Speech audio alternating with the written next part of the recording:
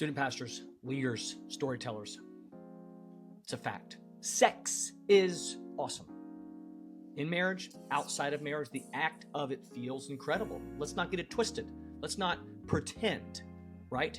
And saying wait to marriage isn't going to cut it. That's not enough. We're going to have to make a compelling case. We are going to have to do more. We're going to have to get involved in these students' lives to stop either the digital sin that's happening or the physical sin or both. You and I know we've probably struggled with it. I've struggled with it, both before marriage and after marriage. I have struggled with sexual sin. It is absolutely entangling. It is powerful. It is potent. And getting the truth in these students' lives, in their hearts and in their heads is massively important. Pure Intentions is a series just for this, talking about setting sexual boundaries. No matter what you've done, it's never too late. What God's design is for their relationships now and in the future.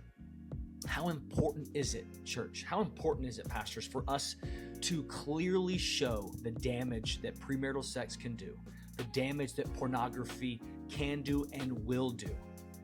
Some guys, I'll encourage you, be careful with the amount of stories you share from your personal life. I had a pastor that really never talked about his past that much. I always wondered why. And finally I asked him, said, hey, why don't you share stories of your brokenness and what God has brought you out of? And he said, I never want young people to be able to, or to believe that they can do those things and still live a great life. They can do those things now, sow their wild oats, and then God will redeem them. And that was such an interesting thing. And I don't know if I fully agree with it, but it was an interesting take on, we don't have to share everything we've ever done. We don't have to tell your students some things. I think being vulnerable and creating access to your heart is a really interesting and good way to create engagement, but I'm not sure how much we need to share. So that's something you need to prayerfully consider. And even if you want to talk more about this, get on a coaching call. Let's talk about pure intentions and how to have these conversations and how to open up things outside of your Wednesday or your Sunday or your service for students to have these conversations if they're in something they don't know how to get out of.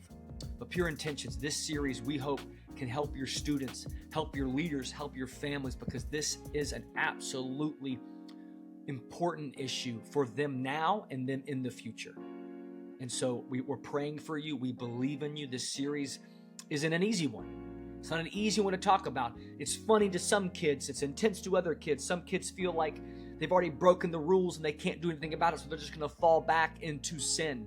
So we're praying for you. Again, get on a coaching call if you need something. Pure Intentions. We hope this and anything else on the library helps you continue to become the greatest storytellers in the world.